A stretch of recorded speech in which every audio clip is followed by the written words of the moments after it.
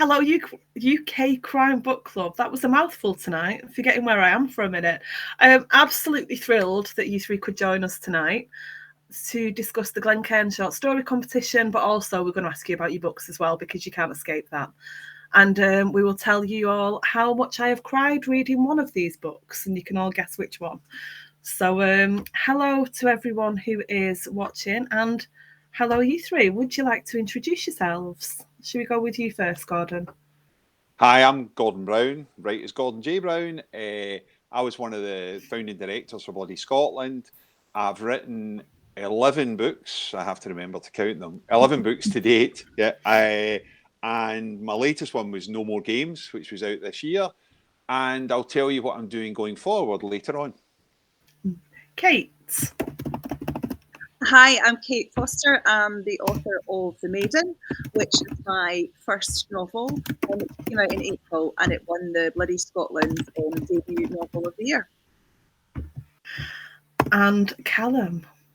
I'm Callum McSorley, author of Squeaky Clean, which is my first book and came out in March and won the McElvanny Prize this year. I was actually going to ask you to talk, all of you, to talk a little bit about your connections with Bloody Scotland and the things that have happened. So can we go into a bit more detail with that? So Gordon, do you want to start us off? Because obviously you've got quite a deep connection with Bloody Scotland. Well, first thing I've got to say is huge congratulations to Callum and Kate for winning this year, because the McElvanny Prize and the debut prize, and it's not easy to win. We get a lot of entries every year and the process. So it was brilliant. I think on the night, I'll be honest with you, Kate, I think you were surprised, yeah, but I think Callum was probably slightly more surprised because he was also in the debut prize and didn't win. So his face when they announced the McElvanny Prize, I wish I'd had a camera on him. But Kate, you were the same. There was Bob McDevitt. I've seen a photo. Like the exact moment. Did he? Oh, I've never seen that. Yeah. We'll dig it out and send it to you. Yeah, you did look quite surprised. Yeah, I thought Callum was going to win the debut. And then I went backstage and I was in shock. And then the next thing I know, he was backstage as well because he'd won the McElvanny. And we were just kind of standing there looking at each other, like, how did we get here? Yeah, it's so at the back of the stage is such an unglamorous place, right? It really is. It's like dark. It's there's bits lying all over the place. We always have to move stuff in case people trip coming on the stage. And it's like one of those things, you walk on stage and it's nice and it's bright in the audience, but it's that classic case of backstage. It must be the same with the Oscars. You know, there's dustbins and there's God knows what else lying around. And people are shocked to hear they've won. Or the Oscars are sitting in a chair, but if they're coming onto stage. So, and then it's like, they'll tell you there's dark curtains you have to weave your way through. It's not like you just walk out onto the stage. And not just for their prizes, but we do like Crime in the Spotlight or authors going on. It's amazing how many walk into the curtain. 1 year, we're going to have to, 1 year I can just see them. They'll walk in, they'll just walk straight off the stage. Which will probably make for a good story if it happens. But the story behind it, the prizes, I mean, the McElvanny was there. It was the Crime Book of the Year before we changed it to the McElvanny from the beginning. And the debut prize came in about 2016. I probably got that wrong, came in. But the idea was to celebrate Scottish crime writing. That's what Bloody Scotland's always been about, is celebrating Scottish crime writing and encouraging new writers and encouraging readers to come into that genre. Because prior to Bloody Scotland, let's be honest, it wasn't celebrated in the way it is. I mean, it was huge, but there wasn't an event as such. And it just seemed a natural thing. And although it was the Crime Book of the Year, we renamed it, and we renamed it after Willie McElvanny. And the reason for that is Willie's probably the godfather of that word that a lot of people don't like, tart noir. But his Laidlaw series kicked off so many people. You talk to so many authors that read that back in the day. He was the kind of start of that. So it just seemed appropriate to call the best crime book in Scotland after him as the McElvanny Award. And Kate, you won, and I've literally got them printed out at the side of me. Bloody Scotland's Scottish Crime Debut of the Year, which is just phenomenal. And like you say, you were stood backstage gobsmacked. Yeah, well, the Maiden had actually been showcased about 2020, and they're kind of the event for new writers, which is called Pitch Perfect, which I think is one of the best events at bloody Scotland, because it's all about new writing, and anybody can enter, and you don't have to have a finished novel. So it's really popular event. So I pitched the Maiden, and it was in lockdown actually in 2020. So it was an online pitch. So I didn't have to go onto a stage and do it at that time, and it won Pitch Perfect at that point. And that was really pivotal, because I got interest really quickly from agents. 2 agents offered me representation just on the back of a pitch and half a manuscript. And I think if it hadn't been for that showcase event, I don't think it would have happened like that. So then it went, and then I got a book deal and so on. But for the Maiden to then go on and be kind of shortlisted and then win the debut prize, it felt like it had really kind of, for me, it felt like I'd come home, and I was really pleased to have done the kind of Pitch Perfect justice in that sense of, it's kind of done something which it was, kind of following that journey from idea to, finished novel. I love the idea that it's this full circle moment almost. I don't really like that phrase, but it really does seem to suit this, that, you've gone literally from pitch to finding an agent, to being published, to win the prize, to winning the prize, to being published. There's so many positive things, and you are literally a step-by-step example of it. Yeah, and I think crucially, if anybody who's watching this, is writing or is wanting to write, I never really saw myself as a crime writer. I didn't think I was clever enough, and I didn't think that I was that sort of minded way. And I didn't know if I had enough confidence to kind of go through that process, because I was like maybe in my mid-40s by the time I was thinking about doing all this. So I was a bit older. I'd already had a job and my family and kids and all the rest of it. So it was, for me, being able to do it at that age and stage of life, and just kind of say to myself, well, just go for it, you've got nothing to lose, was a really, I'm really glad that I did that. Yeah. It's making me wonder if you've read your own book. Sorry, Gordon, go on. No, I was going to say, the key thing for Kate, and Callum's in the same boat, but this whole idea that Pitch Perfect, I think we've had either a book or an agent deal out of every Pitch Perfect every year, some way or the other. I mean, Effie Birch actually won Pitch Perfect in 2012, and the book eventually came out this year. It came out. So there's like a gestation period. But one of the good things about it is you don't have to finish the book. It's the idea people are buying. And then it's go and write it, which is the difficult bit. But that's the biggest bit of advice you can give to writers, is you've got to go and write something. Yeah, the idea is great, but you have to then take it and turn it into something. And I think things like Pitch Perfect give the winners and the entrants a chance to say, no, let me get that finished. Let me get that done. They like what I hear. Because that nerve is it a good idea? Do I not like it? Well, people forget that. You just have to do it. Because as they always say, you can't edit a blank page. You've got to get something down. Yeah, it sounds like good advice, but it's absolutely terrifying for most people to finish something. Callum, let's come to you, because Bloody Scotland McIlvine Prize winner for the Scottish Crime Book of the Year. Congratulations. Thanks. So tell us a little bit about your time with Bloody Scotland so far. Well, this was my first time at Bloody Scotland, and it's an incredible festival. I absolutely loved it. Like, the whole weekend is amazing.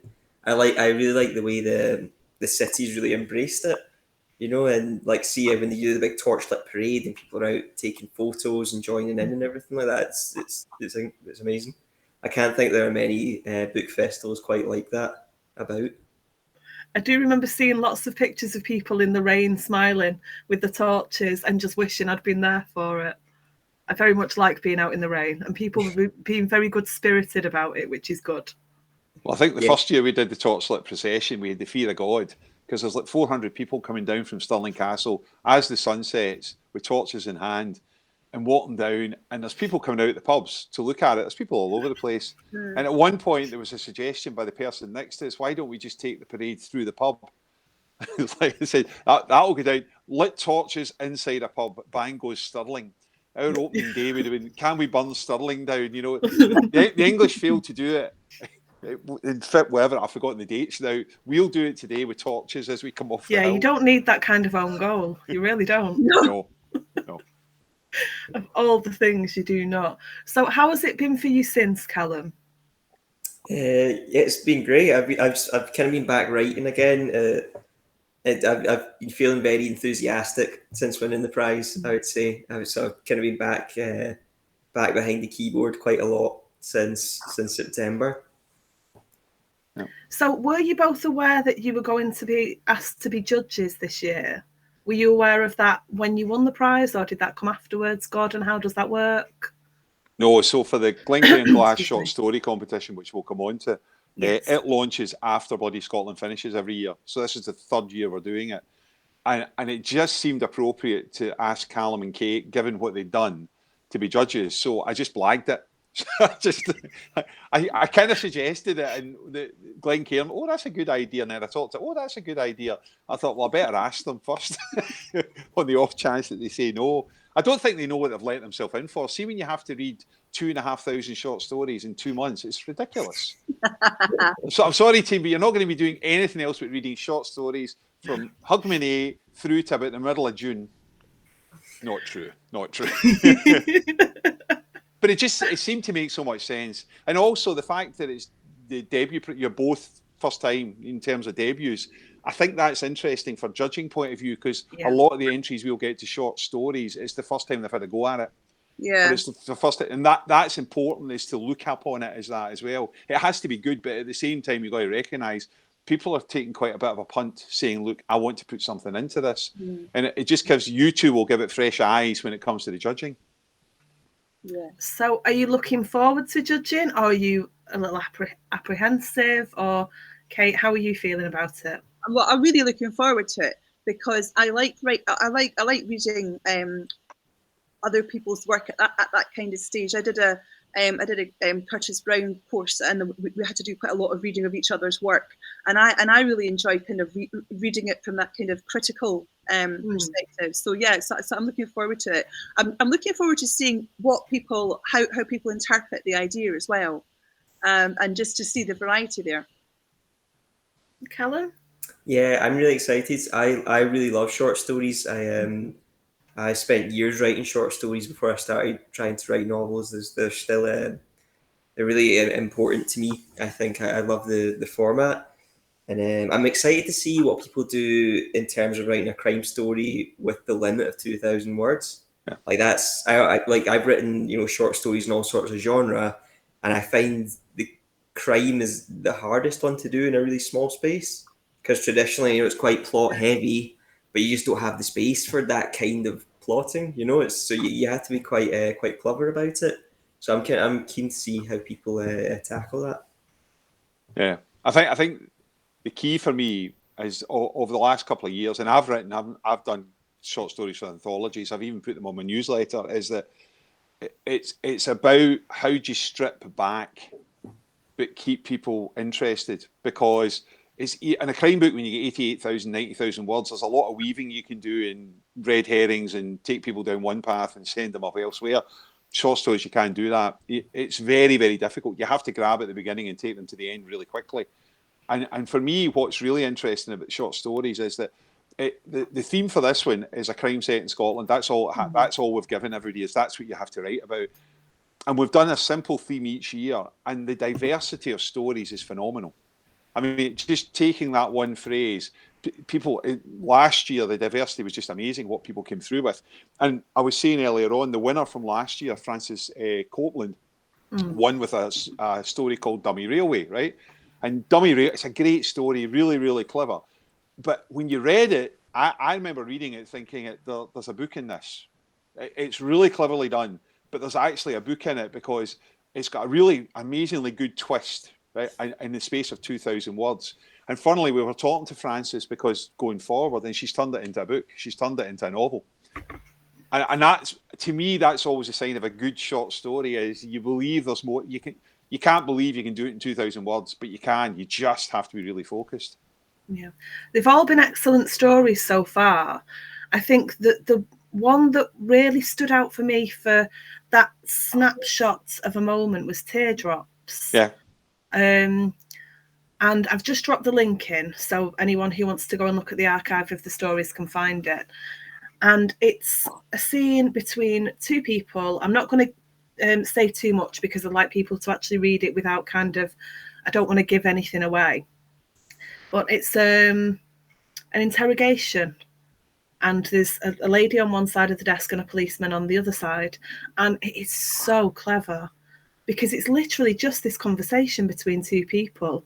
And it's so satisfying. And how people can get 2,000 words to do so much is astonishing to me. So I'm kind of I'm jealous that you get to read all of these stories and see what's coming. I really am. And we've got lots of hellos. So hello everybody. Somebody that in fact, Gordon, I'm going to come to you. Francesca Riccardi's watching. Would you like to tell everybody who Fran is? Fran's completely mad on the basis that she signed me up to. She's with the Kate Nash agency, so Francesca's taken me on, right? So clearly there's something not quite right going on there, in the fact that she believes that a 61-year-old has got another set of books in him, but I'm kind of thinking of retiring off to the Caribbean. You're not allowed to get the bath chair, happening. The cocktail and what. No, she's been brilliant, really, really good. She was good enough to take me on. I mean, really is getting a good agent is hard work. It really is, and it's worth its weight in gold. And I chatted to her, and she's gone ahead, and we've got something new coming down the line. We can chat about that later on. So, Hi, Fran. Thanks for tuning in. And we've got Steve over in California saying his read that Squeaky Clean is a fantastic read, his book of the year so far. Oh, I think I met Steve at Bloody Scotland. Is that right? Yeah. I wonder where Steve is. I'm going to LA on Wednesday. And this sounds really sexy, and it really is. It's got nothing to do with writing. Absolutely nothing to do with writing. I'm going to go left field for 30 seconds because it's just daft. There's a festival on Saturday, a weekend Saturday in California in Huntington Beach called Darker Waves, right? And my mate sent me it, and I thought it was in the UK. And we had this joke about, when we found out it was California, we said, well, if we could go, and my wife just said, well, why don't you go? And it was like, I'm on my text to my mate who's on to another mate. It was like 5-year-olds on the floor going, oh, we're allowed to go. So we booked it. So it's 80s heaven. It's Tears for Fears, Echo and the Bunnymen, New Order, Human League, OMD, B-52s, Chameleons. It's like a lineup to die for. So I'm off to LA for a one-day festival. I have lost so many brownie points with my wife. I used to be ahead on the brownie points. I'm now behind. I will owe, given how much it costs to go to California for a week and all the rest of it. And even I slipped up the other day. We decided we wanted to drive up the Pacific Coast Highway a bit because we're there. I've been out before, but I wanted to do it. And we hadn't said anything. I mistakenly booked the car on the Joint American Express card. So my wife phones up and says, have you hired a car in California? I went, no. No, sorry, it was a mistake. No. So because she says, but it's an open top car. I said, I know, we've been really sad. I just have to say, hi, Steve. I have to say, Gordon, you're being very naive about this. You think you've got to build those brownie points back up? Yeah. To my mind, Leslie can really go feral for a bit. No, she can. That's what I mean. I will owe for the next year. There'll be a bank of brownie points to be drawing on. But she could join you. She could go and have some fun and join you, and then you both level. Don't say that. What kind of things is that to say? Anyway, sorry, that was a side that just. No, I love that. Steve says, "Hey, Callum, we spoke, Gordon, about the festival. Have a great time there." Kate, you're already aware that Caroline Maston has said that your book is kind of at the moment still her favourite of the year. She is. Yeah. I always think you should shut up about your favourite books of the year. Sorry, everyone, but wait till we do top 10s and things, and then you can tell everyone. But no, she couldn't stop talking about it. There is no keeping it to herself. Really supportive of the book right from the very, very beginning. She's been really brilliant. Yeah, just the thing, Kate and Callum, is it worth telling everybody what the books are about? I'm sorry, Sam, but it's just there's a lot of talk about winning the prizes, but it'd be worth telling what the books are about. Yeah. So go on. Who wants to go first? I'll go first. I've got one here. my book. This is Maiden. So it's the gorgeous cover. It's lovely, isn't it? So the Maiden is a historical thriller, and it's inspired by the true story of a Scottish aristocrat, Lady Christian Nimmo. She was condemned to death at Scotland's guillotine for murdering the man who was her lover and also her uncle in 17th century Edinburgh. So, as I say, it's based on a true story. The Maiden was Scotland's guillotine. That was the kind of name that they called it. And it was actually a prototype guillotine that was used for about 150 years to chop the heads off of people. So I grew up in the village of Corstorphine, which is now a suburb of Edinburgh. But at the time it was a village in its own right. And it's kind of like part of Corstorphine's folklore, I suppose, this kind of horrible, gruesome murder. And Christian Nimmo her ghost is said to haunt the village. So as a child growing up in Corstorphine, I was very fascinated by this ghost and by the story. And I suppose that as an adult, revisiting the idea of it, I was just very intrigued to kind of come up with my own interpretation of the story and give it a more of a kind of a modern spin, because Christian Nimmo was talked about quite a lot in quite negative terms in her trial and so on, and I wanted to kind of tell a story from her perspective. And for anyone who managed to catch the very beginning, this is the book that has made me sob, and just I've had puffy eyes for a week. I mean, there's so much that happens, and it's so beautiful and so bleak and so full of hope. And there's just, I mean, it's astonishing that you were nervous about sending this book out. Well, I think that I mean, it took quite a lot of hard labour just to kind of get, I would say, the first half of it just pegged down and totally in place. And I mean, I probably wrote some of these early chapters, you know, I was maybe doing kind of up to 20 kind of versions of the very early chapters. As I say, it's a debut. But towards the kind of middle and the end, I was just kind of free writing, and it was absolutely fine because everything was nailed down. But yeah, I did. So I suppose I was just able to, and I wrote it in lockdown, and I was just kind of inhabiting the headspace of the main characters in that way. And actually, interestingly, because I've just my second book comes out in June, and it's been a completely different experience because I've not only have had to kind of try and follow up this, but also everything was much more kind of opened up, and you know, people were going out and about, and the world was a much brighter place. So it was I think I really had to think a bit harder about how I was doing my storytelling the second time round. Did you find it was more difficult when you had the option of going outside and not writing? Yeah, totally. Yeah, because writing was almost like opening a window into a different world, and it was good to be able to do that. But now, you know, I don't have to do that because I can actually just go out and sort of, there's much more things to do now. Yeah, the editor like, where's this book? And you're outside, like. I did miss one of the deadlines for it, but it was all right because, you know, I think we got there in the end, but it was a totally different experience. Callum, tell us about Squeaky Clean. Have you got a copy with you? I don't. What's right? Let's see. Oh, yeah, can you see that? Kind of. Yeah. I hadn't looked clearly at it, I realised, because I thought, oh, that's a really cool cover. And then when I actually look closely, it's literally, there's a hand, there's a squeegee, and there's a bullet hole. How I'd missed the fact that it was a squeegee on a window and a bullet hole is beyond me. A few people have mentioned it's such a clever cover. Like not noticing the squeegee. But yeah, so Squeaky Clean is a crime thriller, and it's set in a car wash in the East End of Glasgow. It's about a guy that works there called Davey, who he has to get to a court date one day, and he borrows a customer's car, a customer who's left their car. And when he's on the way there, he gets carjacked, and the car gets torched. And unfortunately for him, the man whose car he borrowed is a very serious gangster, and he now owes him about 300 grand that he has no way of paying back.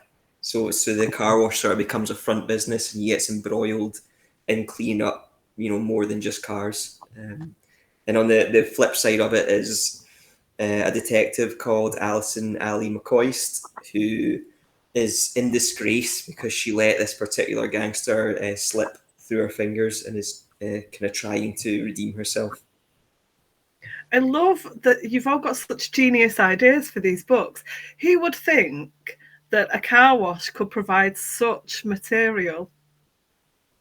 Yeah, well, I worked in a car wash for a few years while I was at uni and beyond, so it kind of came from all those years ago. It's just a funny thing, isn't it? Because it's a far more intimate thing than you would imagine it would be. Yeah, certainly. You see all sorts of stuff. Like people's cars are disgusting. Like, Gordon, do you want to talk about No More Games? I know we've discussed it before, but I think you should all get a go. It's a classic because you're taking from Corstorphine because that's where you lived and you saw the history, Kate. And Callum, you're taking because you worked at the car wash. Mine comes from when I was 12. I literally, I was writing. It didn't start out this way. It starts out the conversation at the beginning of the books with two people talking. You don't know who they are or where they are, right? And basically, it ends up with one of them telling the story of his childhood. So he goes back in time to 1974. And the reason I picked 1974 was he was 12 years old in 1974. Guess who was 12 in 1974? He's called Ginger in the book. Guess what colour hair I've got? His dad's police. My dad was police. His mum was a secretary. My mum was a secretary. He lives in Sims Hill. That's where I lived. I just ripped my whole childhood. Literally everything I did when I was 12, first year in secondary school. And the reason I did it was that at the time, things were quite bad. There was quite hyperinflation, 3-day week, power cuts, which was rolling power cuts at the time, which is one of the best devices I've ever come across for a crime book, because back in 1974, because of the miners' strike and because of the energy spike, they were cutting power off to domestic homes on a rolling basis, and you were told when. So you would know at 8 o'clock tonight you were going to have 2 hours without power, so you were given time to put candles in. But see, from a crime point of view, the fact that all the lights go out at 8 o'clock, it's wonderful. You can do what you want. All the criminals knew 8 o'clock, all the power goes. And the idea of the story is him and his friend find a gun or find a gangster in their den in the woods with a gun. And they think it's a lot of fun because he runs away, they get the gun. And they have this kind of start off as being kids. And then they actually find out that it's deadly serious. The guy had stolen something from a gangster and they have to get it back. And the story is really about a transition from kids being 12 to having to act like adults. So it kicks off like a YA, but it finishes as a more serious crime book. But it literally, everything in it, the house, the woods, the park, absolutely everything in it is even, and I keep saying the same thing when I talk about it, none of the people are real, and that's rubbish. But I'm not saying which ones are the real ones and which ones aren't the real ones, because there's teachers in there, there's friends in there, there's a whole bunch of people in there. But that's what No More Games is about. So it was just a bit of fun. I just loved doing it. I just went back to 12 and switched my head back to being a kid. So not that different. No. I haven't really changed. Given what we do on a regular basis with the lads, I still know one of the guys from. I know there's 9 of us, of 7 of us have been together since school. So we're as bad when we get back together. We're just kids. It was easy to write. I hate to say that, but it was. My oldest friend I've known since I was 6. So we're looking at I think I've known her 35 years, and she made the mistake of saying to me, "You can put me in a book if you want." I want to ask you all about that thing about things that you know, places that you know, people that you know versus an imaginary one. How would you advise people to use that idea in a story? Do you think they should try and use a real part of Scotland for a crime set in Scotland, or would you be happy with kind of a fictionalized area but was still recognizable as Scotland? What are your kind of tips for that part of the setting part of the story? I think if you use a specific place that you know, you can conjure it up better, usually, because you know it so well yourself. You can pick out the details that can kind of bring it to life. But at the same time, though, like, use your imagination also fine. You know, it kind of depends what you want to do, the style that you want to go after, I think. Kate? I think that if you, I would say do your research and then wear it quite lightly. So, just because it's set somewhere, you don't have to keep telling us it's set there. We can pick up quite a lot with our own imaginations. I would be open to knowing it was, a fictional place. I mean that's completely fine. So I would just, I think the story would be kind of working on its own merits. But I get what you say, Callum, because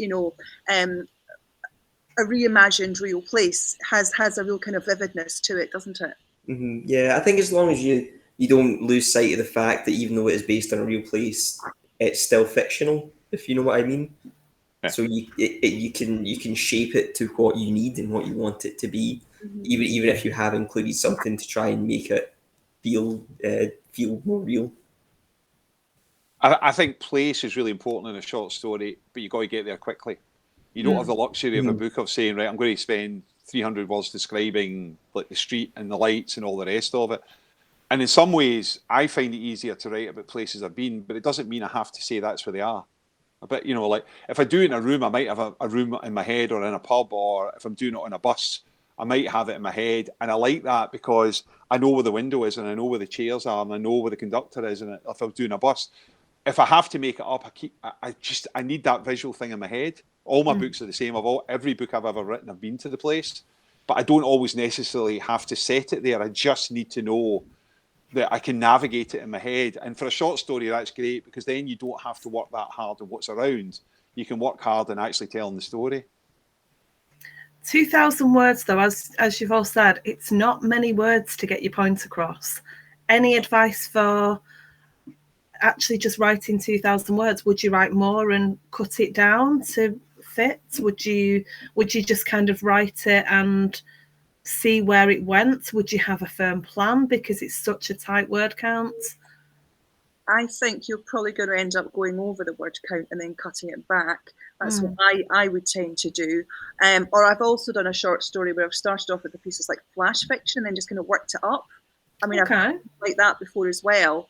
I think if you can get us in there quite quickly, I think the key is, no words should be in it that don't really need to be there. Yeah. And that's the trick. And that is, not an easy thing. Knowing where to open your scene as well. And really kind of, it's, and kind of structurally know exactly like where you need to start and what you don't need before it. I often find I cut off the start of stories and things like that because I've got like a good opening line, then a couple of paragraphs of like kind of warming up that I end up cutting out because it's not really necessary. Yeah, I think one of the keys for me is grab the reader right at the beginning. Literally, if you can grab them with something, it just makes them go. It doesn't have to be what, but I usually quite like that. It's, because in a short story, what you want, short story me is like a 50-meter sprint in a pool. You want in and out the back end, and you want everybody to love it and get really excited about it. A longer swim, if you're out there doing your triathlon and the rest of it, there's a pace to what you do. Now, short stories can be. They don't have to be fast, but with 2,000 words, they have to be quite tight, very tight. And I think if you can get in quickly and get people engaged right at the first paragraph, get them really engaged with it to want to go, it kind of lets you tow them along. Because you don't have the luxury of saying, well, I'll explain a bit about this and that bit of background there. I need to tell somebody and I need to explain this. If you have to do that, you'll lose them because you'll have used 500 words. And therefore, you won't have much space to tell the story. Are there any things that people should be avoiding? Now, Gordon, we've talked before about kind of stereotypes and that you have to be very careful about how you use things. It can't just be a story about, I don't know, walking through a thistle field, maybe. It has to be more to it. It has to feel more Scottish than, oh, look, there's some tartan. Yeah, exactly.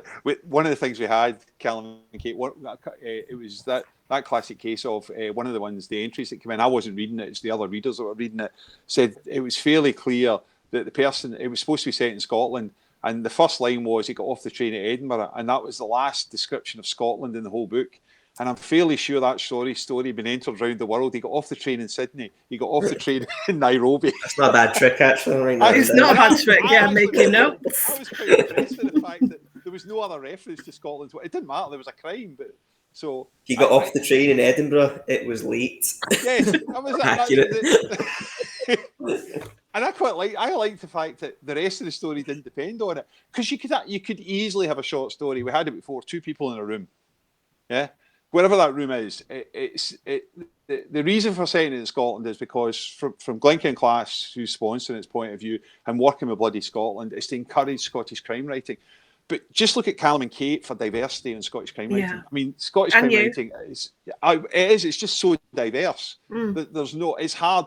There's certain ones that, there's certain stereotypical images of it, but they've gone. People are writing about the most amazing stuff. And that's what I quite like in a short story. One of the things I quite like is when people challenge what that means. So like, Kate, you challenged it because you're back in time. You're back and doing what you're doing back in time.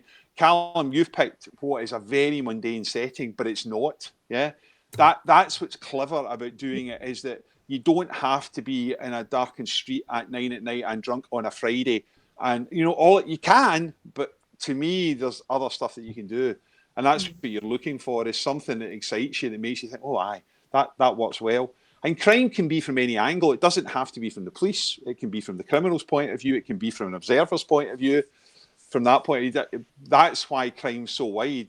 We often have this debate, what makes a crime book if there's a dead body in it? But that doesn't work. I had loads of kids' books with dead bodies that wouldn't qualify. Granny died. It's not quite a crime book. Well, it might be.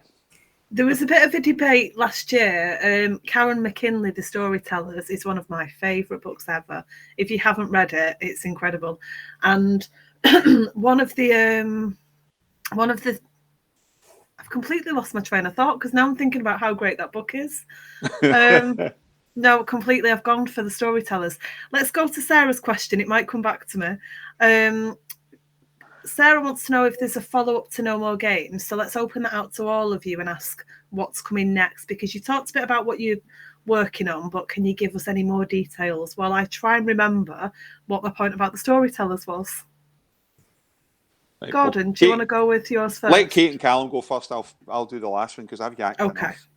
Kate, do you want to go next? Yes. So so my second book is called The King's Witches, and it comes out in June. And it's based around the North Berwick witch trials. It's a retelling of how witch panic came to Britain, and it came with the arrival of the new bride of King James of the VI of Scotland, who was Anna of Denmark, and her journey to Scotland nearly didn't happen because a great storm nearly shipwrecked the fleet. At that time, there was a lot of talk of witchcraft in Europe and in Scandinavia, and these ideas came over, and King James got very excited about that and blamed the storm on witches in North Berwick, and that came into the North Berwick witch trials. So the King's Witches really tells the story of 3 key women who were involved in that. One of them is Anna of Denmark. We also have her lady in waiting, who's Kirsten Sorensen, and we have a North Berwick witch who is a local woman living in North Berwick, and it's how their stories are all interlinked. Looking forward to it already, Callum. So I'm writing a sequel just now called Paperboy, and there's like a little teaser of it is going to be in the paperback of Squeaky Clean, which comes out at the start of next year. But I'm not exactly sure what I can and can't say about. The announcements have yet to be made, and I don't want to give anything away that I'm not supposed to. And we would not want you to give anything away that you're not you will supposed be able to. Nobody's watching, Callum. Will be able to see a wee Behave, bit Gordon. Nobody's watching. She's just between us. No. And is there a sequel? Yeah, there is, but it's not going to see the light of day for a while. Hi, Sarah. I had a bit of bad news. My publisher shut down during the summer, Red Dog Press. So hi, Sean, if you're there. It's a sad story. It's just one of those things that happen. I'd actually just agreed, or I was agreeing a 3-book deal with one of them was going to be a sequel to No More Games, which was going to be called, at the time it was going to be No Time for Fun, but because they shut down, it's not going to come out because I'd need to find a publisher that wanted to take the first book to take the second book. Yeah.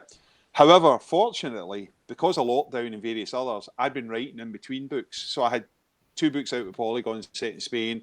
Book, any day now, then No More Games. But I've been writing since 2019. And I had an idea, which was effectively, my dad was in the Glasgow Police for 25 years. And he was only ever a constable, and only ever's the wrong way to talk about it. But he didn't want to be a sergeant, a detective. He didn't want to move up the ranks.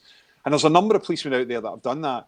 And I'd always read books about people who go on to be a DCI and a detective and a chief constable and a lot of that stuff, and then retire and they become. And I just say, what happened if you'd only ever been a constable? And that's what you'd done for your life. So the books are set in a town called Fraserburgh, in the northeast coast of Scotland, which is where my dad's from, or was from. Sadly passed away a number of years ago. But all it is that after 30 years in the police, the main protagonist retires to Fraserburgh. And at the moment, it's a trilogy. In fact, I'm actually working on the 4th book at the moment. And Francesca, who's out there, is taking this out on submission. So the idea is that he's a taxi driver. He's back home after 40 years. There's reasons he hasn't been home for 40 years, but eventually he decides to go back. And the format for the books is really quite simple. It's complicated to do, but basically he's asked or emotionally blackmailed into looking at small crimes at the beginning of the book for people who knew his mother, knew his father, or knew him at the time. And in each case, it leads to something much bigger. So the whole idea behind the story is that he's not a detective. He never was a detective. He was a beat cop. So if you kind of think of like a new tricks for a constable, as opposed to new tricks for a detective, that's kind of the idea. And they're set today, but his age is contemporaneous with myself. So his memories of town is 40 years ago. Things have changed. But it's that thing about coming home after all those years. And then, of course, there's all the other stuff that happens in town because he's not been back for 40 years. So all the other people he knew that were there. So Francesca, my agent, is taken out. It's a trilogy at the moment, and I'm currently working my way through the 4th one. So that may or may not happen because if a publisher doesn't pick it up, I'll be with you next year saying, I've read this other really good book. Does anyone want it? So we'll just wait and see. I've enjoyed doing it because it's so easy to do. It's based in Glasgow and Fraser, but I've also been all over the place. And all I've done is taken places I live, knew, grew up as a kid, and used the streets to do it. So that's where I'm going. That's what will come next if it comes next. And I agree. I was gutted to see Red Dog Press go because some of my favourite authors write for them. So so well done to Sean for such for battling through so many things and doing it for as long as he did. And I'm really, really glad that Fran has signed you. I was really excited to see that. So congratulations. Fran is also bumping up Kate's book on her list thanks to the glowing endorsements from Kaz and Sam. On holiday at the moment, have Callum's book downloaded for the drive home tomorrow. Very excited to read it. So there is a lot going on. Obviously, she's already reading yours, Gordon. So she has. She's a busy lady. That's why she's taking a holiday. Yes. she needs the break. My point with Karen's book, The Storytellers, has come back to me, and I made a note quick so I didn't forget again. We're talking about what constitutes a crime book, and Karen's is mainly not a crime book, but there are elements of crime, and I think that would work in a short story as well. How much has to happen for it to be considered crime? Is it more than just a body? Is there, there are so many different things you could do, so many different themes that people could use for these stories, but it must be quite daunting trying to fit a crime into 2,000 words. Any advice for people on that? I think it's kind of like if you take away the wee element of crime in the story and the story still works without it, then it's probably not a crime story. And I think because that's when people write sci-fi, they say, if you take away like a technical point, like an invention, say, if you remove that and the story's still fine without it, then it's not working as a science fiction story, because it has to be dependent upon some kind of technological advancement. And I think the same is kind of true of crime. If you take the crime out of it and it doesn't, and the story just reads totally fine without it, then you've written something else probably. Is this the Die Hard argument whether or not it's a Christmas film, which it is for anyone who's in Hang on, any sorry. doubt. I would still say it's a Christmas film, yeah. But Christmas film, sorry. Kind of, There was one line in it that I watched, and I really should have written this line down because I was like, "Ha! It is. That's proof that it's a Christmas film." Can't remember what line it was. I'll have to watch it again. So, Kate, what are your thoughts?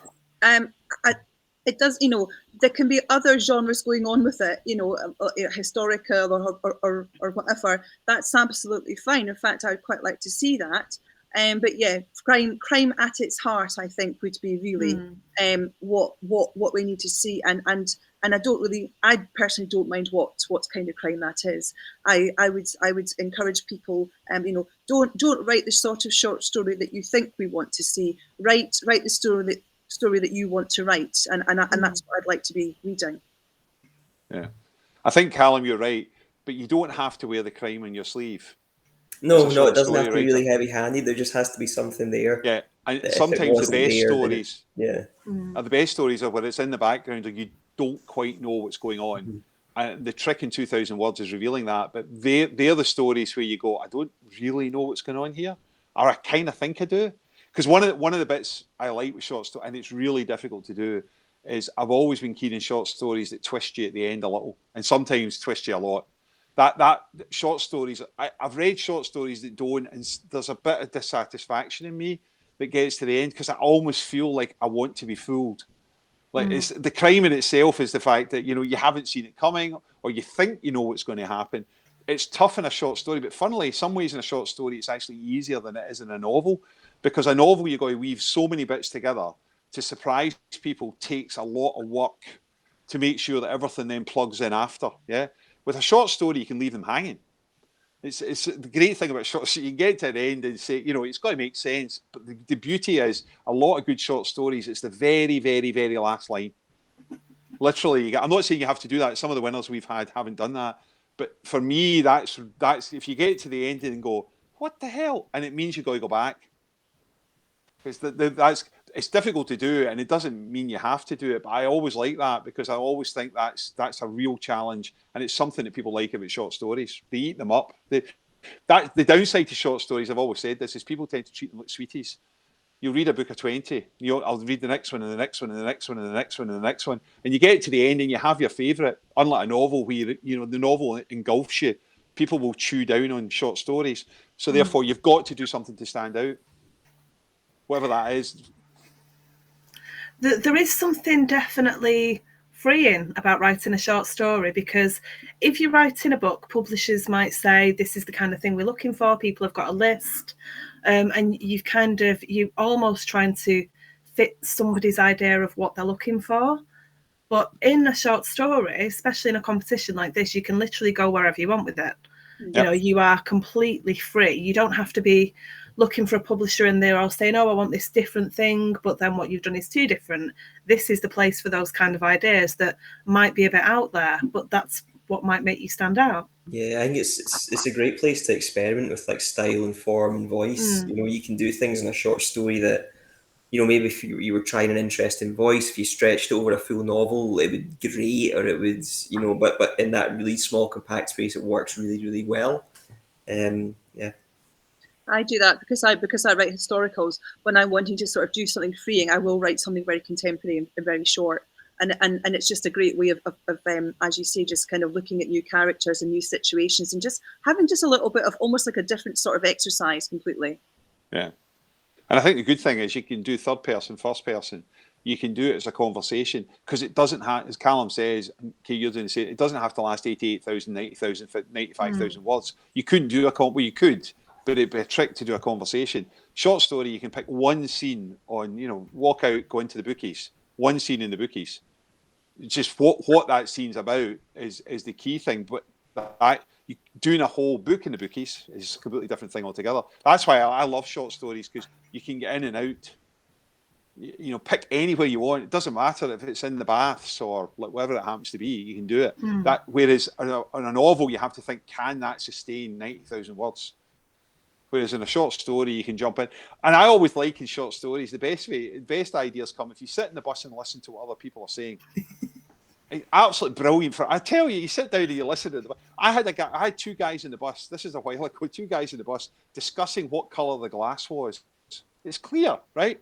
But they were determined it wasn't. It had a tint of something. That took them 40 minutes.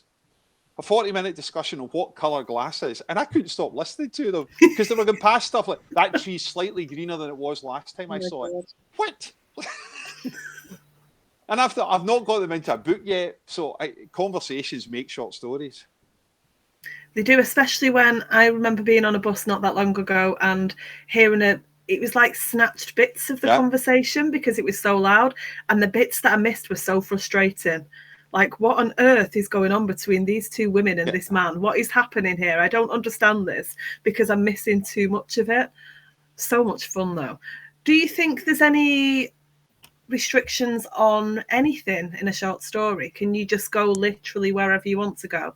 Can it be historical, funny, dark, anything that people want to go with? Are there any restrictions on what they can enter using? From my end, not really. So that's a resounding no from everyone. There's really, I can think of certain, there's the usual restrictions in terms of what you're writing about. There's some subjects that are a bit harder to do. There's some, depending how you use your words, whether you're using swear words too much. There's a bunch of stuff in there, especially in a short story. But actually, that doesn't really matter that much if you engage people. Yeah, you can be quite wild. You could be, science fiction, you're talking about, Callum. There's a load of science fiction. Isaac Asimov made a living out of being one of the best mystery writers I know, and they were all set in the future around a robot. And he wrote, if you ever want to read a brilliant set of mystery short stories with a twist at the end of each one, read I, Robot by Isaac Asimov. The short stories in there are phenomenally well done. And it's set they were written a long time ago, set way in the future. But they are just out and out in America mystery, but here they would just be crime stories. And he set a set of rules, which I won't bore you with, but he had a set of rules about what a robot can and can't do, and then spent the entire book trying to break it. And that was, and as a result, it was a genius read. And I love something like that. Something that's that bit different actually would stand out. For me, that's me. I don't, Callum, Kate? I think, well, as long as you remember that we've got to be able to publish it, haven't we? Yeah, we have. Yeah, no, yeah, there is that. Bear in mind the fact people will read it and it will have your name on it. As I don't know if you've had that moment when you've kind of written something and then you've forgotten about it and then you've kind of seen it in print and thought, oh, why did I write that? So we've got to. I think you've got to be really comfortable with it. Yes. My test is, well, my mum's not with. My test was, will my mum get back at me if she reads this, right? My very first book, I had one scene, which I won't tell you about. And the worrying thing was, I knew my mum was going to read it, and I was absolutely certain she was going to talk about it because of what it was. It was a guy in the cupboard doing things to himself. That's about the end of it. And it's only one little bit. And she actually came back with the book, and she goes, Gordon, I've got something to say. And I was like, oh, no, I can't explain this to my mother. And all she said was, the first house in your book was your granny's house. The second house in the book was ours. I just used all our houses, like she could tell from the description. And I thought, oh, thank God, I never asked her again. So maybe the rule is, if you don't want your mum to read it. Yeah. I think my dad read The Maiden, and The Maiden has got some saucy bits in it, hasn't it? Let's be honest. And my dad read it. And then he paid me a special visit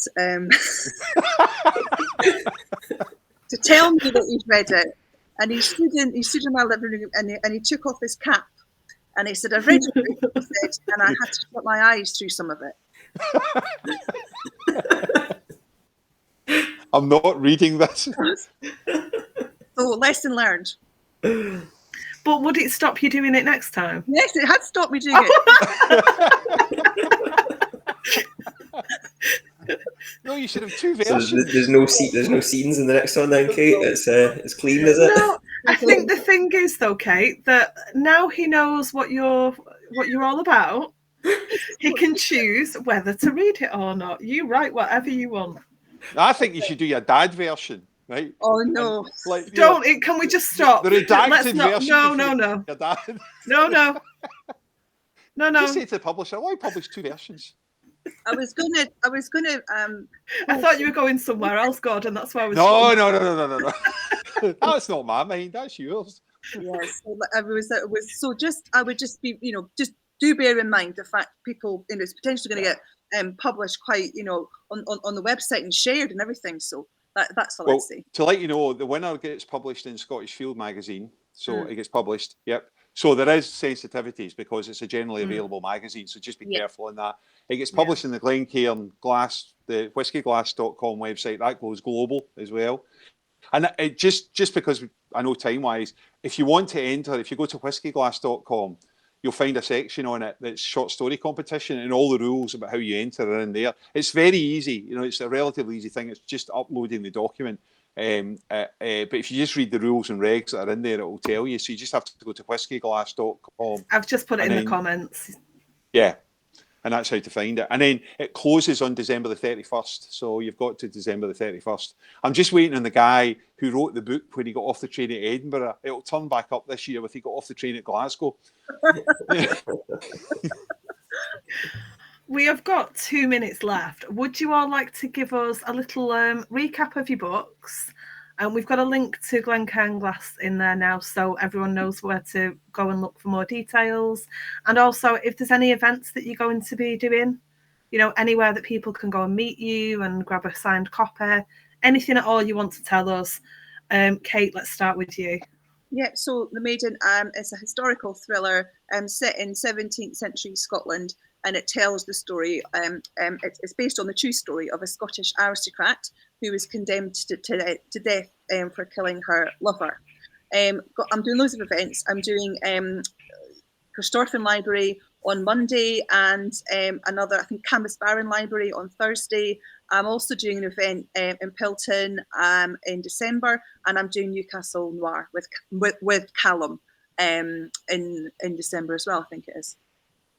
Brilliant. Thank you, Kate. Callum?